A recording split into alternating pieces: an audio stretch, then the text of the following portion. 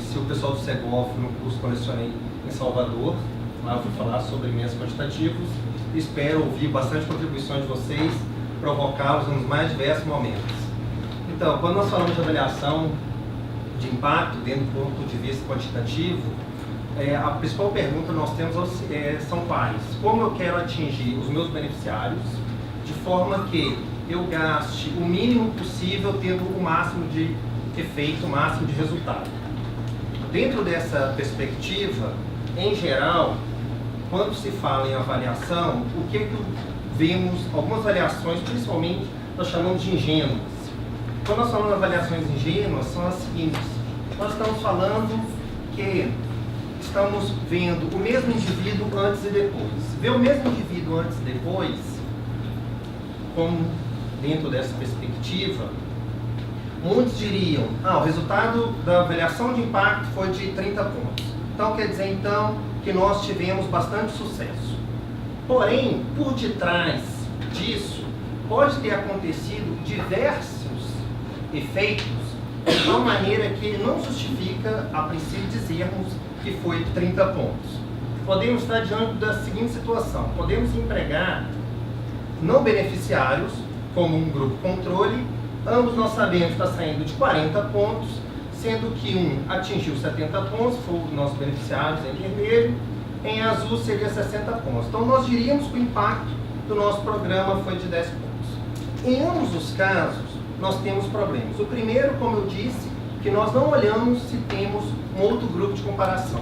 O segundo caso, nós temos o problema do seguinte: se de fato esse é um bom grupo de comparação. Ou seja, a economia pegou emprestado as técnicas da medicina para tentar fazer avaliação de programas dentro da área social. Então, isso está sendo bastante disseminado nos mais diversos países do mundo, principalmente em países países do leste asiático e da África, que estão empregando esse tipo de metodologia. Qual que é o desafio quando nós empregamos esse tipo de metodologia? É como eu vou dizer que é o programa que afetou a nossa variável de interesse. Isto é de fato o programa que afetou a nossa variável de interesse, ou as nossas variáveis mudariam de qualquer maneira. É um pouco daquela, eu gosto muito de dizer, a antiga propaganda Tostines.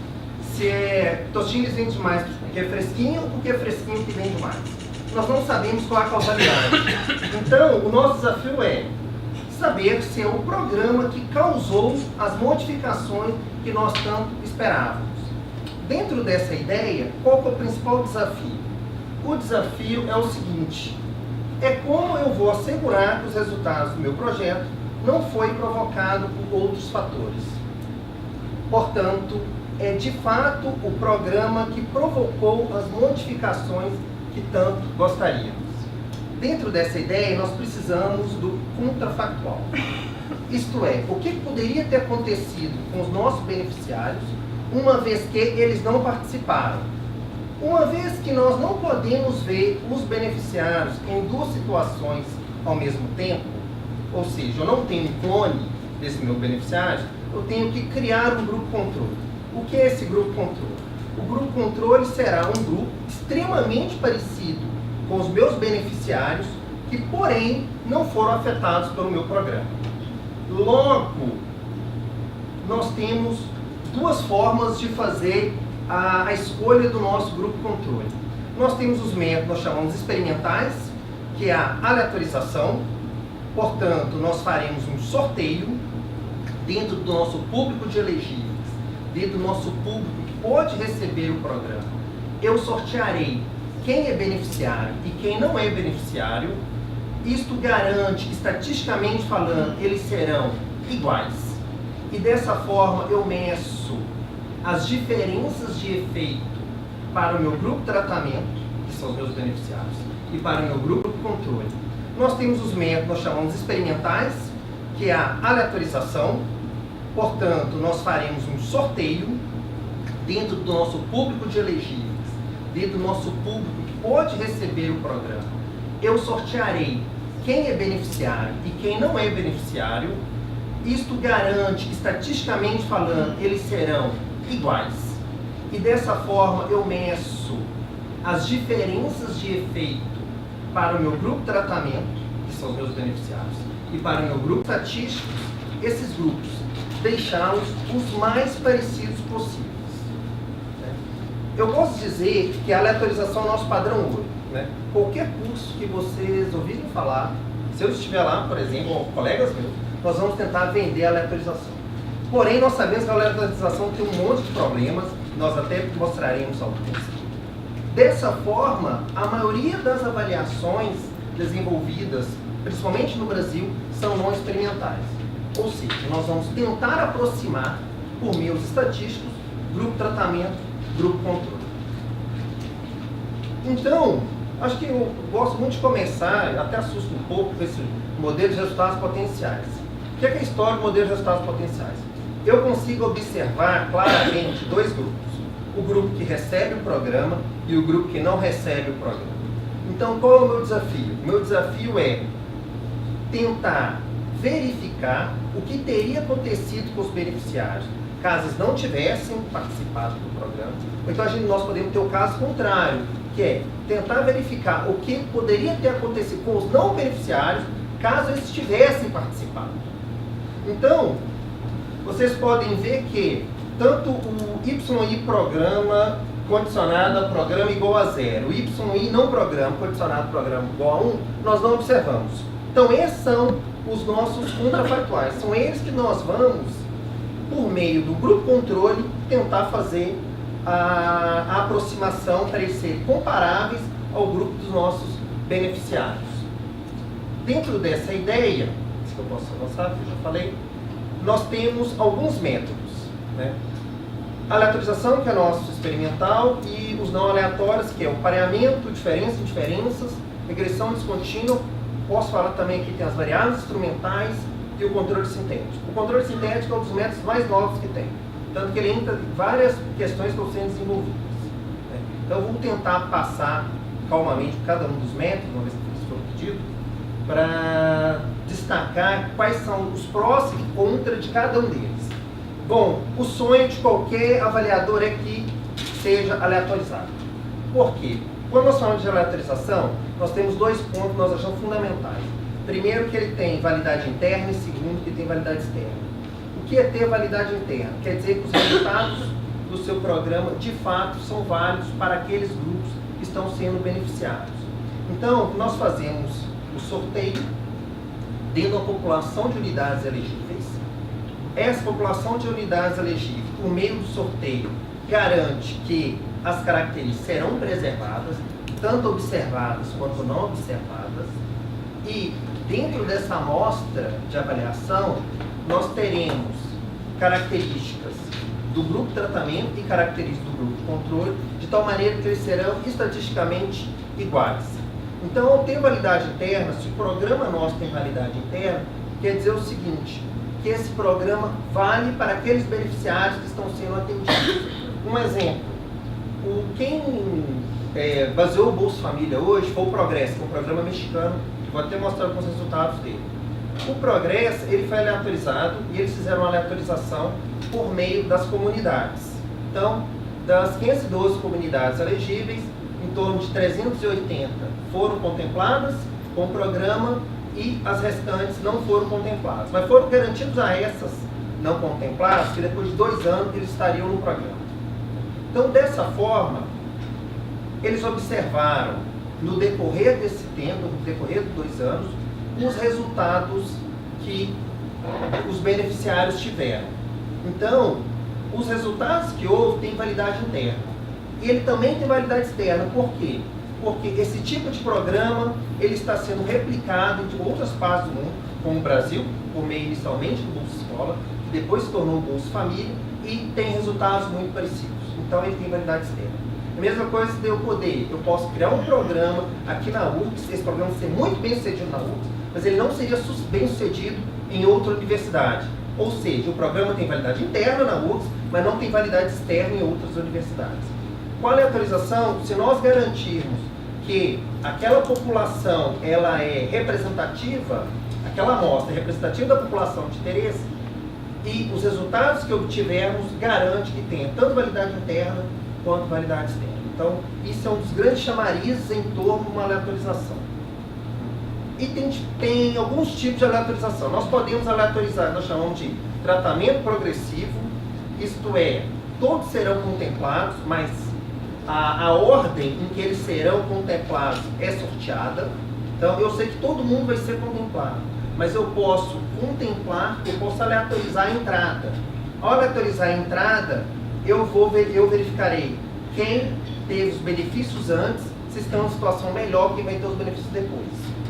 Então, quem entrar depois é o nosso grupo controle, por um certo período de tempo, e quem entrou primeiro é o nosso grupo de tratamento. Então, aos poucos, quem entra controle vai se tornando tratamento no decorrer desse tempo.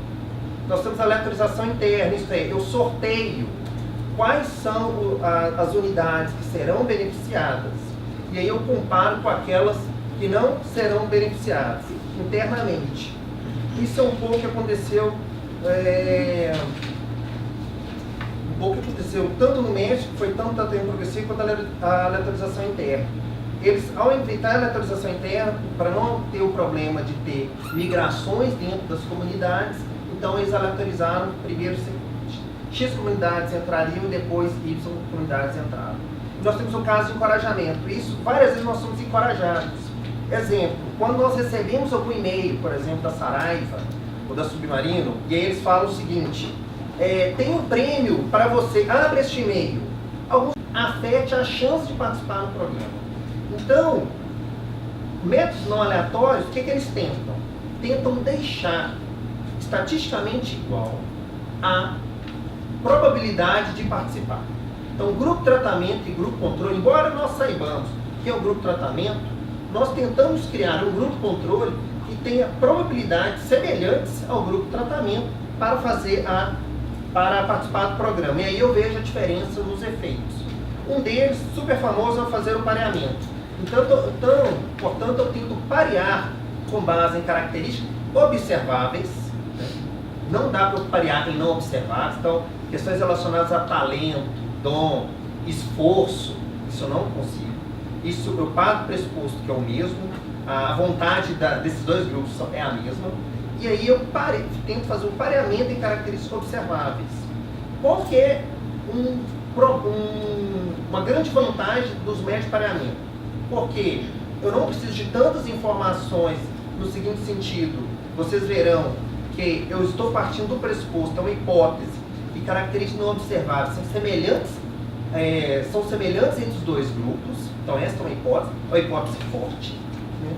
E eu precisaria de menos recursos investidos para fazer a análise. Então, por quê? Porque eu vou analisar meus dois grupos somente dentro, nós chamamos um suporte comum. Dentro do suporte comum, nós evitamos um problema chamado problema da maldição da dimensionalidade, que à medida que eu vou colocando mais variáveis, eu vou encontrar uma pessoa mais parecida comigo, porém, essa pessoa parecida fica cada vez mais difícil. Quando eu estou falando sobre pareamento, eu gosto sempre de dar o exemplo do Tinder. Né? Por que do Tinder? Porque o Tinder tem um monte de característica observável. Então nós vemos a foto, nós vemos as comunidades, a pessoa participa, vemos alguns interesses, alguns gostos, e é super comum quando conhece a pessoa falar, não deu a combinação. Por que não deu a combinação? Porque houve características não observáveis que fez com que a combinação não ocorresse. Né? Então hoje é super comum, isso é tudo algoritmos de pareamento, Tinder, LinkedIn, tudo algoritmo de pareamento. E nós verificamos somente dentro do suporte comum. Isto é, então se tem pessoas com baixa probabilidade de participar, eu vou comparar com indivíduos que também têm baixa probabilidade de participar. Indivíduos com alta probabilidade de participar, vou comparar com indivíduos com alta probabilidade de participar. Então, essa é a história do pareamento. E as diferenças médias entre o grupo de tratamento e o grupo controle me dará justamente o quê? O efeito do meu programa. Qual é o problema do pareamento? Eu posso não ter suporte comum, então os grupos de tratamento e controle podem não estar bem pareados, entre si. Eu não consigo observar características não observáveis, são um problema. Ele é o menos robusto dos métodos, né? E eu tenho que ter uma grande base de dados. Então eu tenho que ter muitas observações para eu ter um conjunto grande de unidades para ser meu grupo controle, para poder ser pareadas ao grupo tratamento. Aí um outro método que é super famoso, várias pessoas estão usando, que é o diferença em diferenças. Isto é, eu comparo esses grupos em 2 pontos do tempo. Então eu tenho características tanto antes quanto depois. Tanto no grupo tratamento quanto no grupo comparação. O que então é o charme desse método? O charme desse método é, eu parto do pressuposto que as características não observáveis não vão se modificar no decorrer do tempo. Isto é, o grupo de controle, se ele é menos motivado que o grupo de tratamento, isso vai se manter. Se o grupo de tratamento é mais motivado que o grupo de controle, isso vai se manter. De tal maneira que ao fazer as subtrações entre o antes e o depois de ambos os métodos, essas características não observáveis, que não modificaram no decorrer do tempo, desaparecem. Então, dessa forma, eu terei o efeito do meu programa.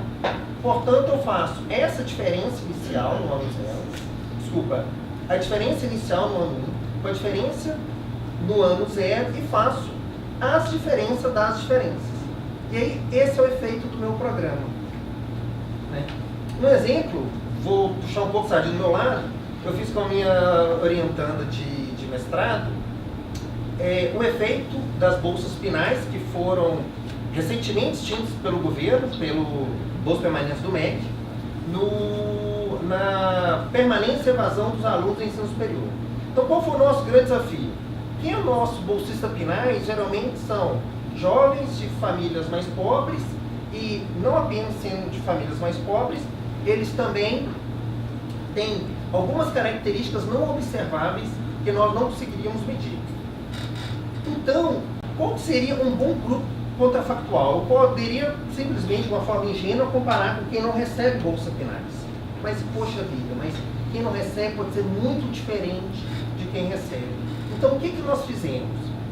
Observamos que, para ser bolsista pinais, é muito parecido com as regras de ser cotista.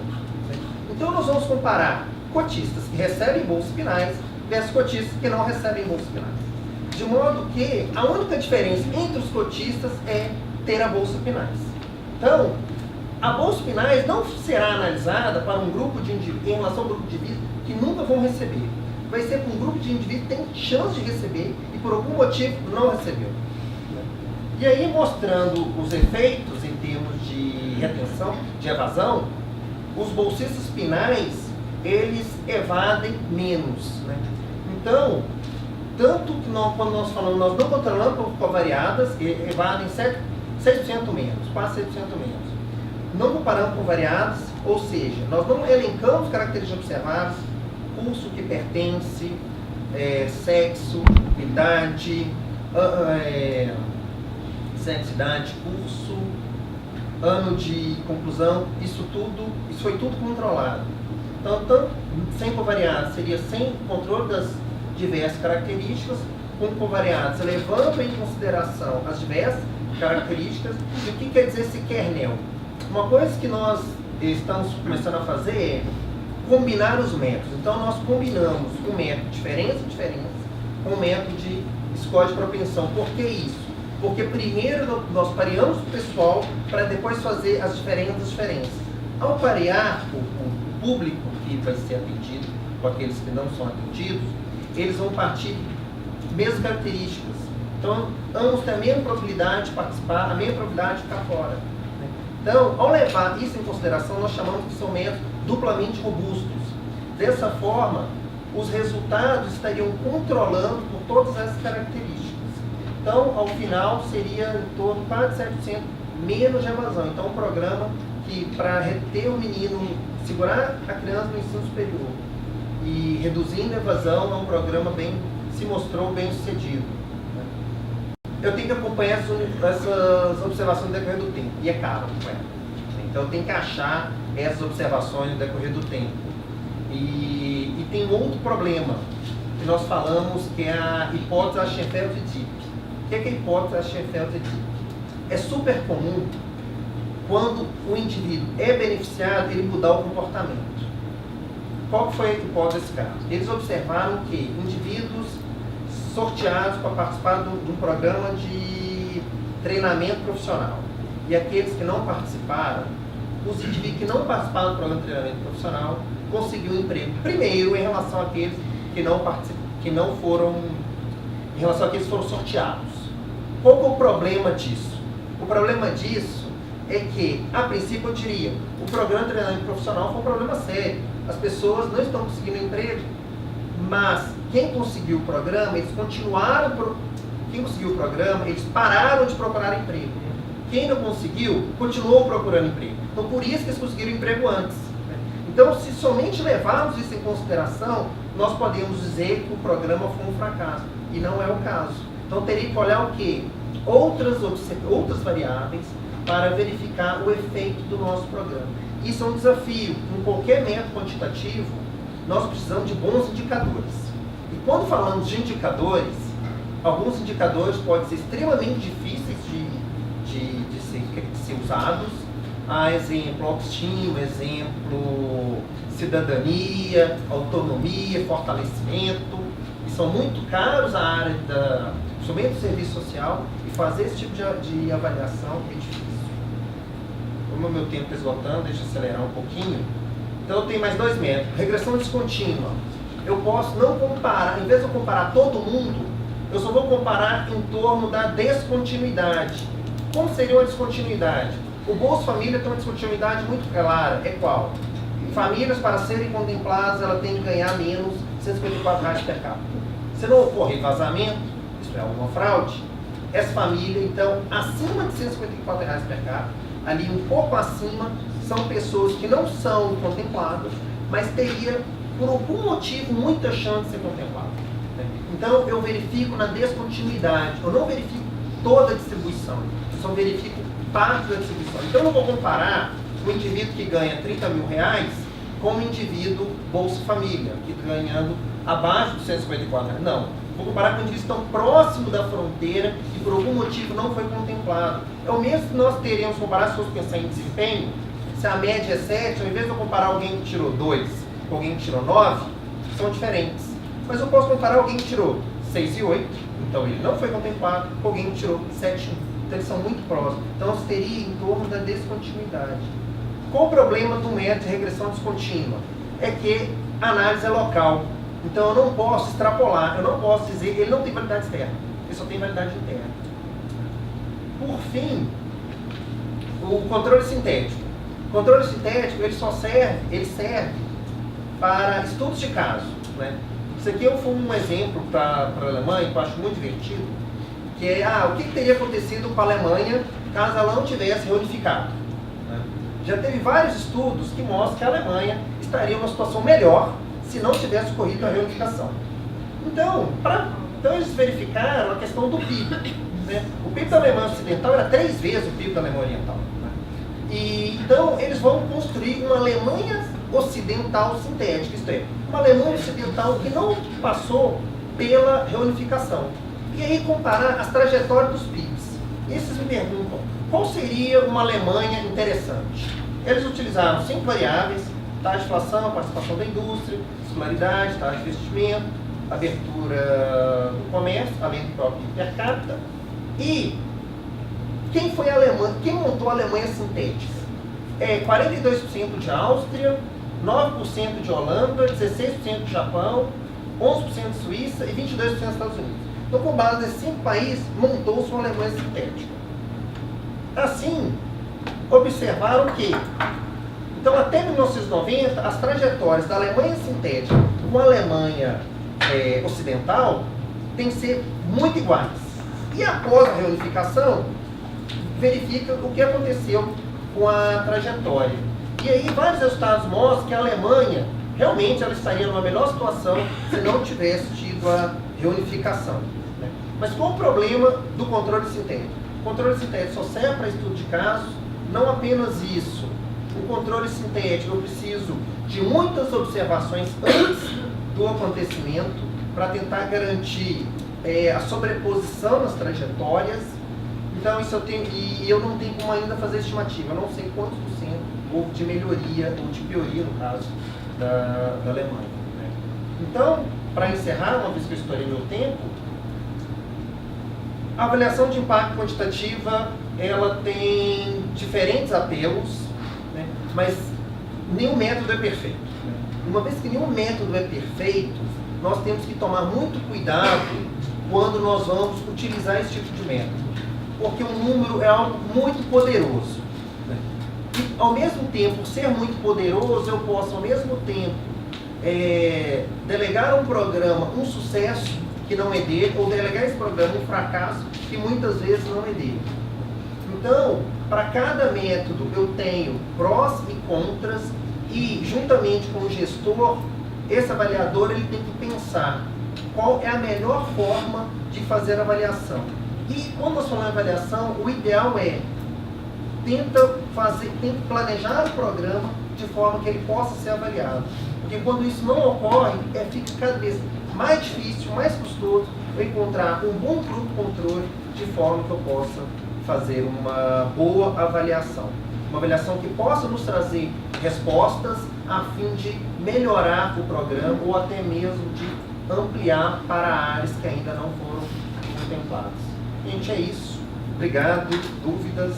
Sinta-se à vontade. Obrigado.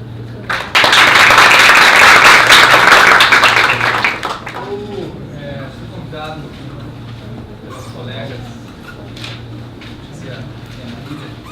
e pela Mariana,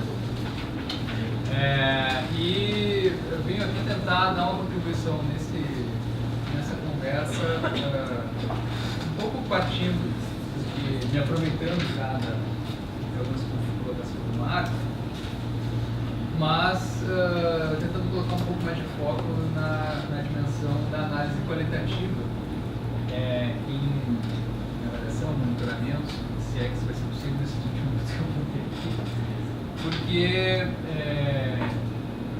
obviamente o Marco não entrou em nenhum detalhe mais de como, com que tipo de dado ele estava falando, mas ficou muito evidente que estamos tratando aqui de muita pesquisa, muita análise quantitativa, né, Marco? Ou seja, mas me aproveito de todo o arco metodológico já colocado, né? Ou seja, a questão de avaliações, de volume, todas essas coisas todas. Vou tentar aqui, então, colocar algumas possibilidades que se abrem para a utilização de dados de análise, principalmente qualitativa, para esse universo. Tem uma coisa que, para mim, por exemplo, trabalho já há algum tempo com esse aspecto dos qualitativos, dos quali, que a gente fala, né? Não necessariamente em análise de política pública, mas em pesquisa,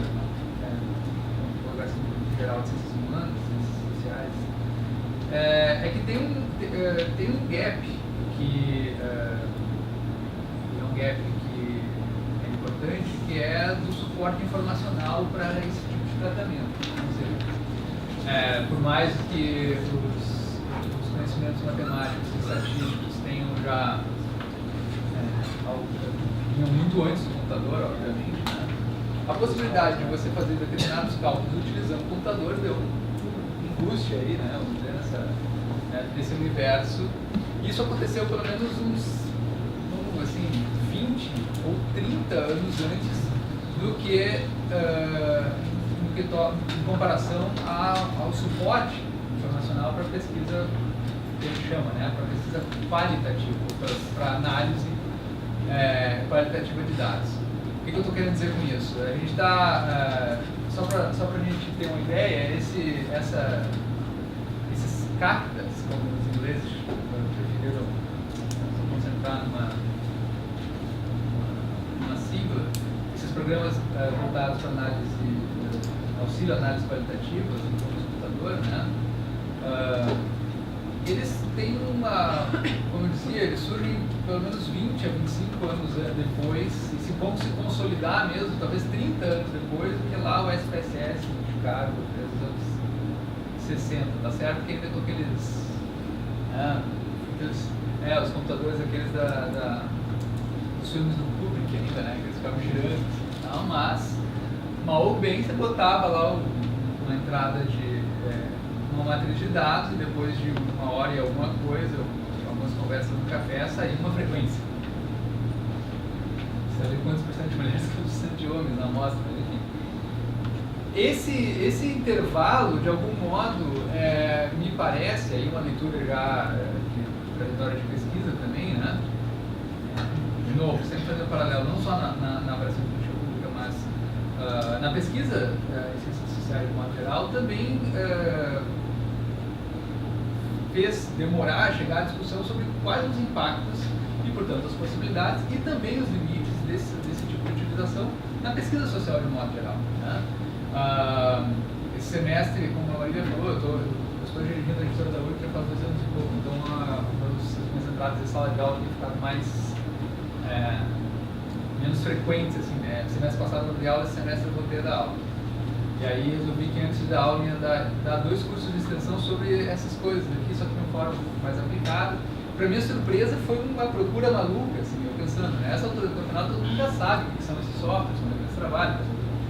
E não, a gente continua ainda muito, o que é isso, né? Como é que se faz quando eu não tenho capacidade essa que o Marco falou, né?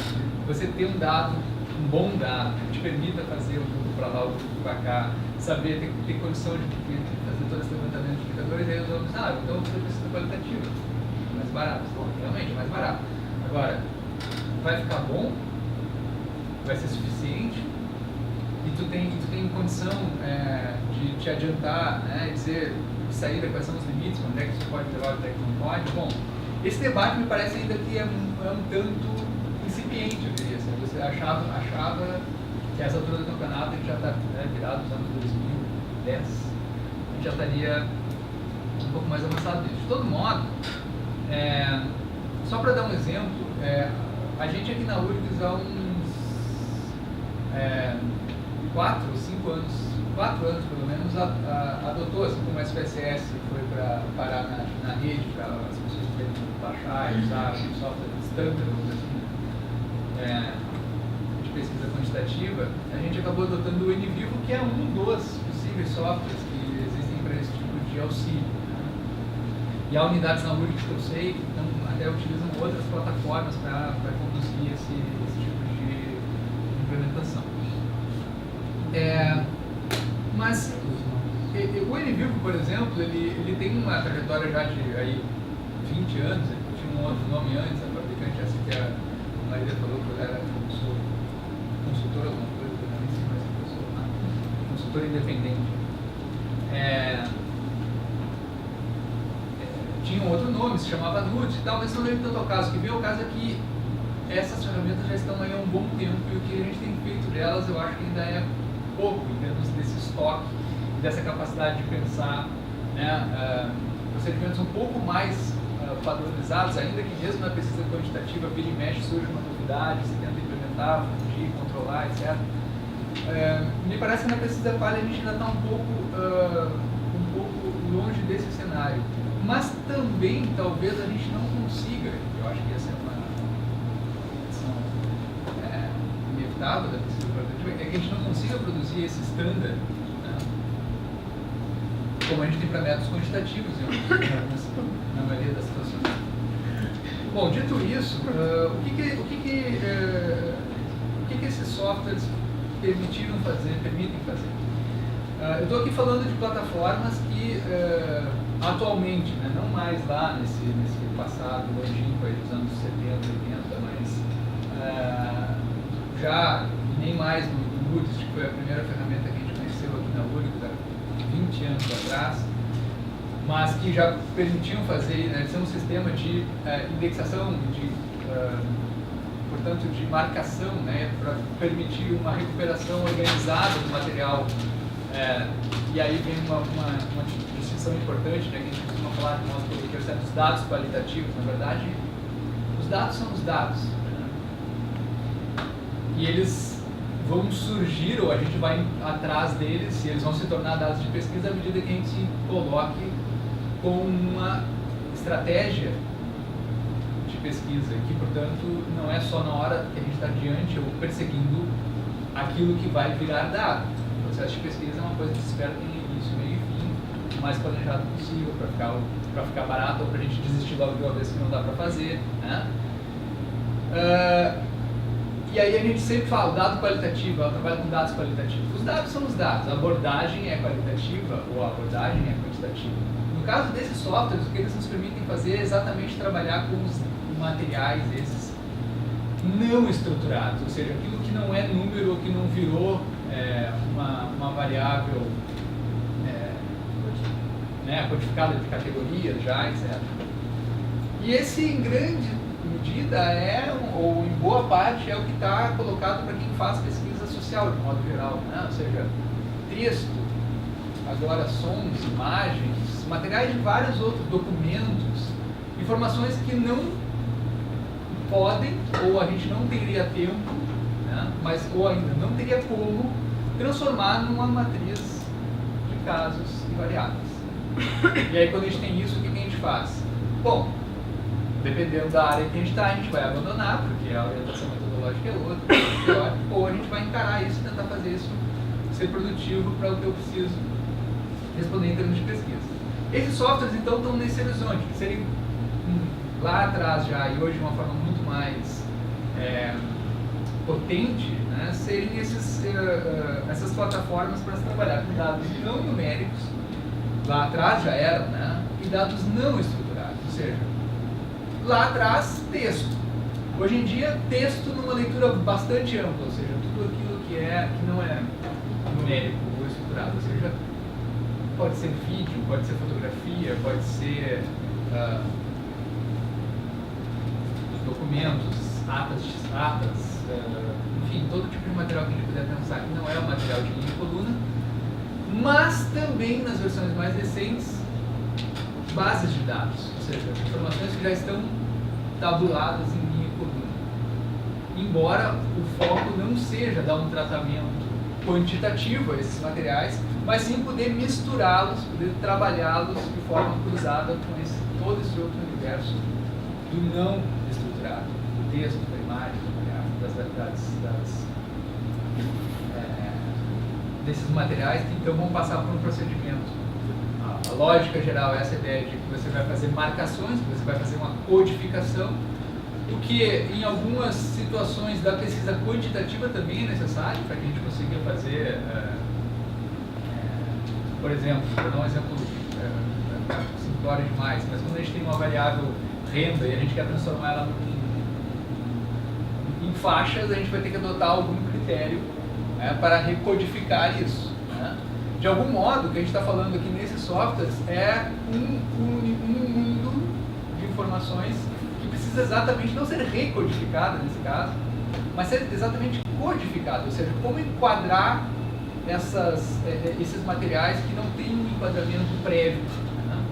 E aí eu vou me permitir fazer um pequeno parênteses aqui, que em comparação aos métodos quantitativos, a diferença dos métodos qualitativos é que esta etapa, muitas vezes, da codificação das respostas, da codificação dos materiais para então conduzir a análise, ela muitas vezes é feita após a coleta dos dados. Enquanto que na pesquisa quantitativa, essa codificação ou a definição das variáveis minimamente tem que ser feita antes. Se a gente não fizer isso, ou pelo menos elencar, né? Se a gente vai trabalhar com dados secundários, a gente não vai coletar, ok? Mas a gente já vai com um foco muito preciso lá no IBGE, ou na PNAD, ou sei lá aonde, atrás de quais as variáveis são para conduzir aquele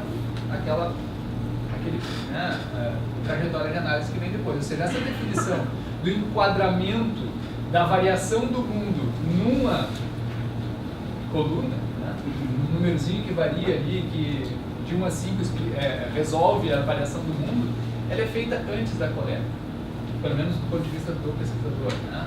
Seja então essa coleta tendo sido feita por um instituto, por alguém, ou por ti mesmo, né? Na pesquisa qualitativa, a gente tem algumas situações em que portanto, a construção desta estrutura para interpretar o mundo vai ser feita após a coleta dos dados. Há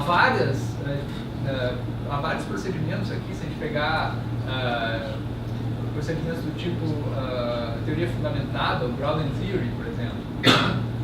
E depois eu vou tentar dar alguns exemplos do que a gente trabalhou com essa perspectiva, trabalhando com entrevistas ou usos focais e tal, e que esse movimento de enquadramento inicial, vamos dizer assim, né, das respostas, né, da variação imensa das respostas que podem vir num grupo focal, por exemplo, ela é feita após a coleta dos dados. Por mais que você tenha um roteiro, por mais que você tenha alguns eixos que direcionam, mesmo uma entrevista individual, né, você tem um roteiro semi-estruturado, como a gente fala, o curso daquele movimento de coleta do dado ele não está totalmente controlável, ele não é totalmente controlável, né? E, portanto, esse ajuste vai ter que ser feito depois desse dado coletado. E também é verdade que, a exemplo da pesquisa Quant, muitos dessas estratégias já existiam de pesquisa qualitativa, portanto, né, de análise qualitativa, já existiam antes do software. Mas o advento dos softwares tem um impacto fantástico nesse mundo, né, pela capacidade primeiro, de organização e de confiança na organização. Né? É muito diferente você conduzir um processo de análise de entrevistas, de um conjunto de entrevistas, ou de materiais coletados, por exemplo, com grupos focais, fazer isso na mão, com tesoura, ou marcadores coloridos, ou caixas, ou cartolinas, né? E fazer isso com software. Tem uma diferença abismal. É um troço particularmente por um aspecto que é a recuperação da informação. Não é nem tanto o procedimento que eu diria assim, é tão trabalhoso quanto que é se debruçar sobre um material não estruturado e organizá-lo de forma a dar a esse material uma estrutura mínima que permita ao nosso intelecto limitado, parênteses epistemológico, né, avaliar e analisar isso. É óbvio que se a gente simplesmente olhar para as entrevistas, colá-las todas na parede de novo e ficar olhando assim, esperar que, né, comecem a brotar as ideias centrais, isso nunca vai acontecer. Mesmo com as canetinhas, né? A gente vai espalhar as cartolinas na sala com as entrevistas riscadas do lado e vai olhar assim e vai ver algumas coisas amarelas para lá. Os amarelos estão mais ou menos assim, tá? Mas o que isso no todo diz? Né? Essa é a grande vantagem da utilização do software, que é a sua capacidade, ao mesmo tempo, de facilitar o trabalho de marcação, de codificação, permitir com confiança o trabalho de recuperação. Né? Essa ideia do code and retrieve, que é um procedimento, como eu dizia, que está consagrado na pesquisa qualitativa antes dos softwares, mas que com softwares fica muito mais fácil. Né? Porque ao invés da gente dizer, bom, agora que eu risquei todas as minhas entrevistas na borda aqui com a cor amarela, onde as pessoas falam da melhoria da sua condição no bairro depois que ganharam o Bolsa Família, e eu tento olhar agora para todas elas, ver onde todas têm marcas amarelas nas bordas, eu simplesmente vou clicar um botãozinho e vou ter um relatório geral de todas essas colocações, uma espécie de um metadocumento que mostra tudo, de onde sai, os pequenos trechos e tal. Ou seja, esse negócio aqui, que está lá nas versões de 20 anos atrás já desses softwares, e aí um pouco daqui que eu falava no início, né? Já faz 20 anos, a gente ainda estuda como atacar isso. Portanto, já estava presente essa ideia, porque é uma ideia presente nos métodos qualitativos de modo geral, mas que ainda nas versões recentes nos alçam a outros voos. E aí isso tem a ver com... Deixa eu acelerar um pouquinho esse negócio.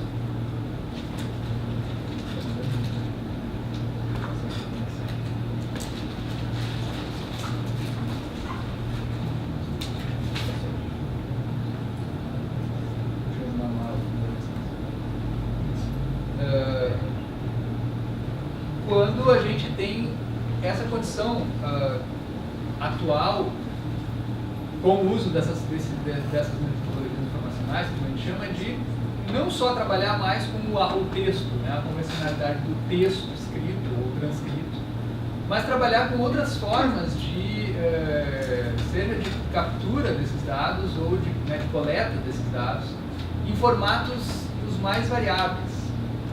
para conduzir um percurso de análise qualitativa. A gente está falando hoje em dia, então, de trabalhar não só com texto, mas também com áudios, portanto, as gravações, né, mesmo que sejam entrevistas, mas no formato de áudio, ou que está já disponível na internet de materiais de áudio, ou de vídeo e seus comentários, bom, a entrevista convencional, o texto, ok, os PDFs, mas também, como eu dizia, talvez bases de dados, né? Como por exemplo as famosas coletas utilizando formulários online, hoje em dia que todo mundo, né, a panaceia dos formulários online, mas que continuam produzindo um efeito muito parecido com o que era feito antigamente à mão, que é o seguinte: você tinha lá um conjunto de questões fechadas, que a gente fala, né, e um bloquinho de questões abertas. Porque, bom, as questões abertas poderiam dar aquela informação que faltaria, né? E aí, na hora do vamos ver, quando passava isso, antigamente passava para o Excel, para dar uma consertada, depois ia para o SPSS, o que estava acontecendo com as questões abertas? As questões abertas, não, deixa as questões abertas para outra hora, porque o relatório tem que deixar o prazo. Em cima da hora, outra hora a gente faz um artigo com isso, deixa isso para lá né? E vamos fazer o que tem que ser entregue no prazo, que é aquilo, né? E essas plataformas nos permitem exatamente não abandonar as questões abertas, para dar um exemplo mínimo, né? Ou seja, ela permite que a gente traga, por exemplo, um Excel que tenha questões fechadas e abertas e dê o tratamento adequado para essas questões abertas, que seria o tratamento da codificação, da interpretação do que está sendo respondido ali, organizando isso em categorias que o Univivo chama, no caso do Univivo, que é a plataforma que a gente faz na logística, que se chama nós, mas que é só uma nomenclatura que poderia representar tema, categoria, qualquer uma dessas coisas. E depois a gente pode pegar estas categorias, ou seja, essas interpretações que precisam ser feitas, para que a gente consiga entender o que está sendo dito lá, né? A partir desse material não estruturado, dessas respostas abertas, e cruzar com o perfil desses entrevistados, com as informações daquelas que já tinham, né? E que muitas vezes a gente já tem até mais trânsito, mais traquejo em interpretar. Bom, cidade, escolaridade, renda e tal, e essas coisas podem ser misturadas na análise e não ser abandonadas e a gente voltar simplesmente para o que o desenho aquele dos dados fechados, né, das respostas fechadas, dos dados estruturados. Essa é uma vantagem muito interessante. O Univivo, daí, a partir disso, e as outras ferramentas similares, eles também passaram a partir dessa possibilidade de trabalhar com dados estruturados e não estruturados lado a lado, e produzir um ambiente em que essas informações podem ser trabalhadas mutuamente. Passaram daí a permitir, por exemplo, no caso do Univivo, a trabalhar inclusive com dados, extrair automaticamente dados do Twitter, dados do Facebook, dados do YouTube com os comentários, coisas do tipo, ou simplesmente capturar os materiais na rede no formato PDF, ou seja, abrir um leque fantástico de possibilidades de análise. E ainda por cima melhorou a forma convencional, vamos dizer assim, né? O jeito aquele para que inicialmente esses elementos tinham sido pensados, que era para analisar a velha e boa entrevista focal, com roteiro e tudo mais. Bom,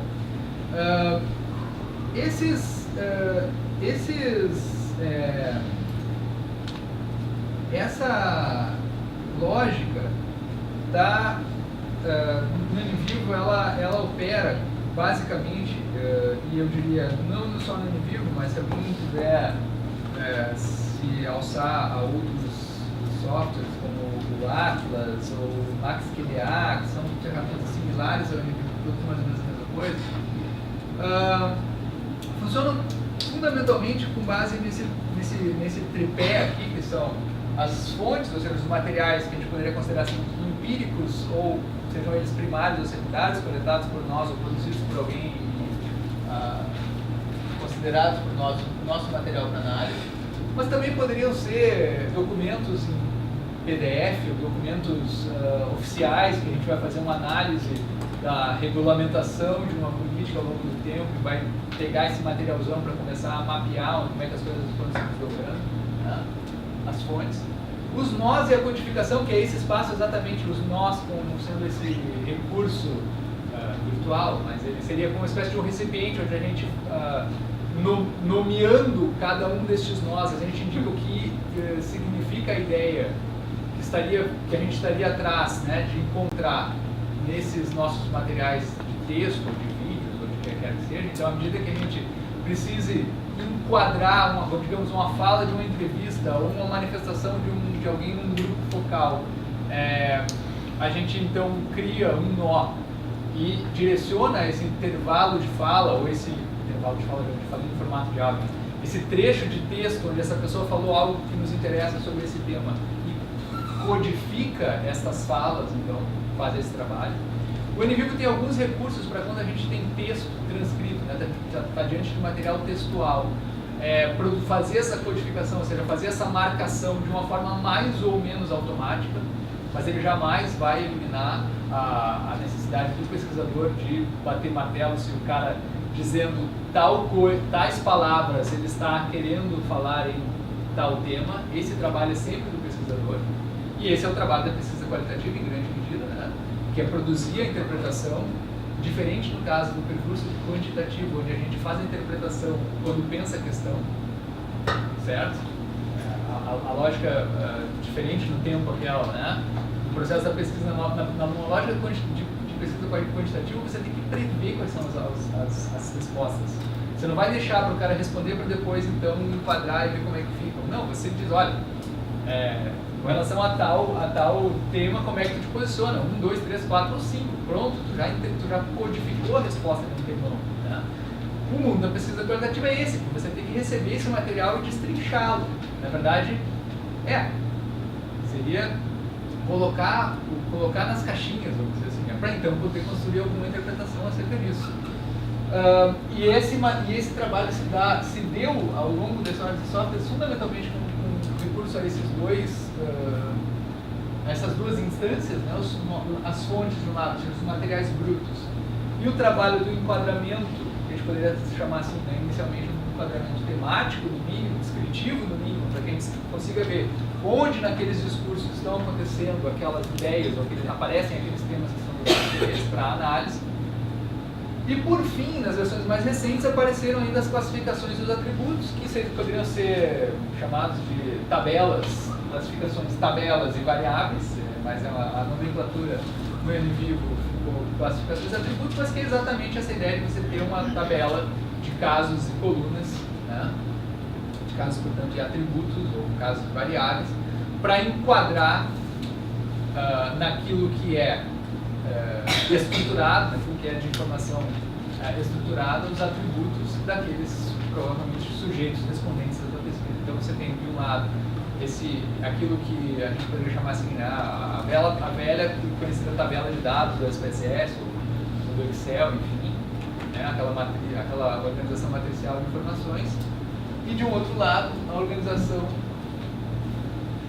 numa espécie de hierarquia de temas e manifestações nos nós, e que no futuro, depois de organizada essa coisa toda, a gente vai poder misturar isso, né? E aí a partir de então fazer a análise de dados, uma análise com materiais não estruturados, com um olhar qualitativo, mas sem com isso perder rigor, sem com isso perder a capacidade de retornar às fontes, que é algo muito caro para pesquisa qualitativa, né? Ou seja, a capacidade de você sempre conseguir voltar lá no material de onde saíram essas interpretações, essas análises, e com isso, então, conseguir fazer o que em pesquisa qualitativa é fundamental para produzir demonstração, de resultado, né? Sempre em pesquisa qualitativa, por isso que eu estou me aproveitando tanto da explanação inicial do Marco, ou seja, aqui, obviamente, a gente está trabalhando com um tipo de abordagem que não é replicável, né, que serve muito para alguns desenhos de pesquisa, que não é para a gente generalizar dados, mas que às vezes é fundamental para entender uma política, que a análise macro não vai fazer brotar, né? De algumas apropriações ou utilizações desse tipo, o NatSem da Inglaterra, que veio quase como um braço do IBGE, alguma coisa assim,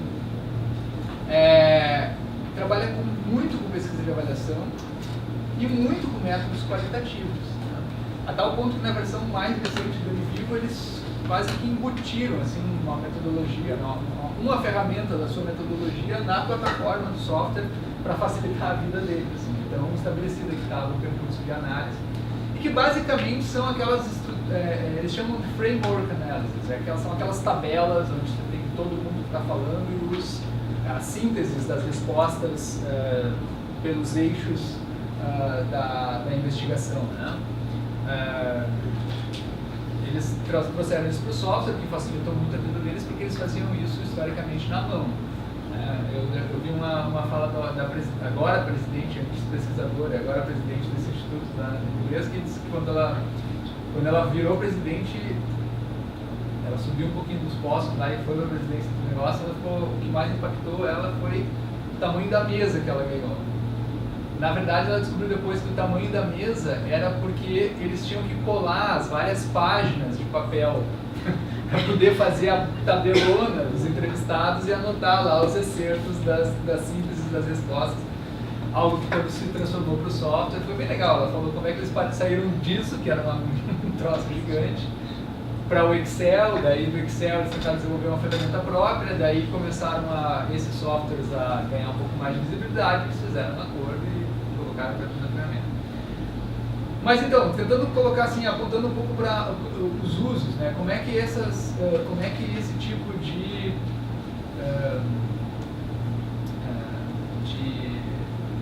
abordagem de análise pode se vincular ao universo do monitoramento, da avaliação política pública. Bom, eu sou do grupo de pesquisadores de cidadania, a gente por estar lá também acabamos fazendo um pouco essa frente assim, de usar, né, quando fizemos as análises qualitativas, as pesquisas que envolvem análise qualitativa, utilizar essas ferramentas. Já faz alguns anos que a gente vem tentando, assim, cada vez com um pouco mais de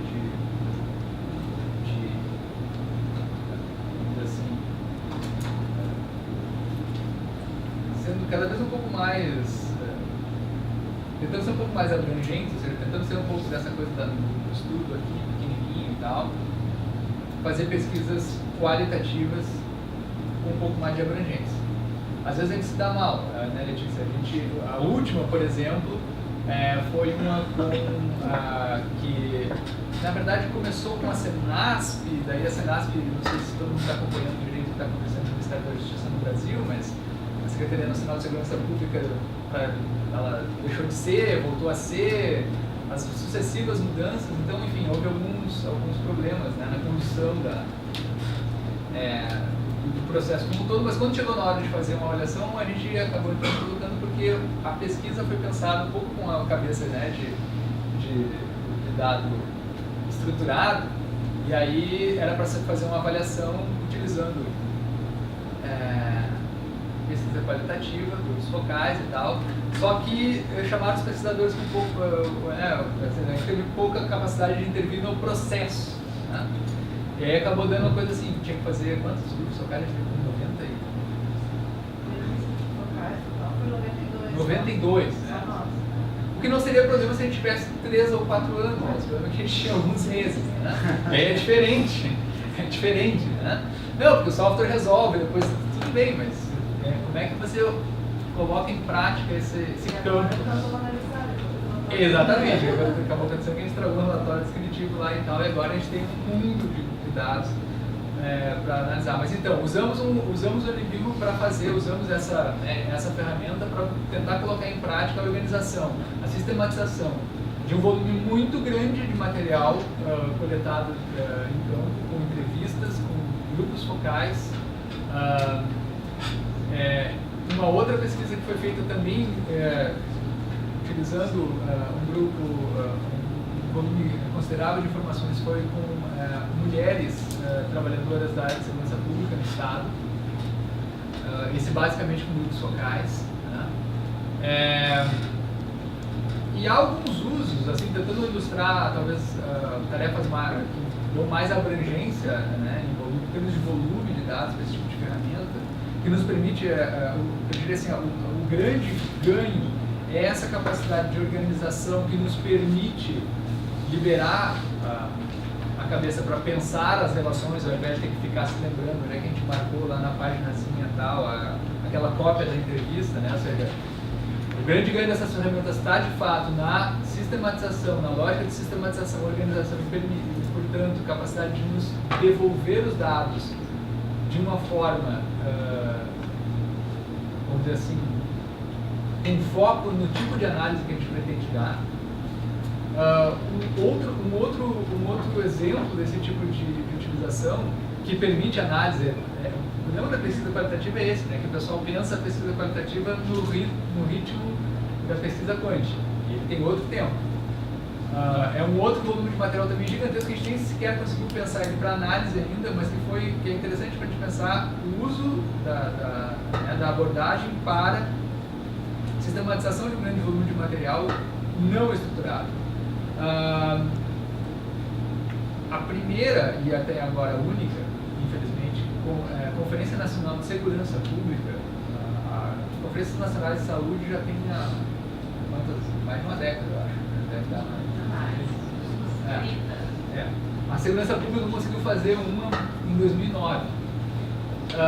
Foi um processo, assim, um trabalho ensandecido. Assim. Foram reuniões municipais, depois estaduais, e nessas reuniões estaduais eram vários órgãos que se reuniam para formular propostas, para levar depois aos delegados, para levar a Brasília para formular um caderno, que foi o caderno de propostas que saiu dessa primeira Conferência Nacional de Segurança Pública. Um caderno de propostas, diretrizes e foi muito legal, eu participei disso, fui convidado, fui solicitado a participar disso, para tentar, porque para botar isso, fazer virar essas milhares de reuniões que aconteceram no país, para consolidar isso num caderno que virou diretrizes e propostas, se utilizou uma ferramenta dessas, foi o livro que foi usado.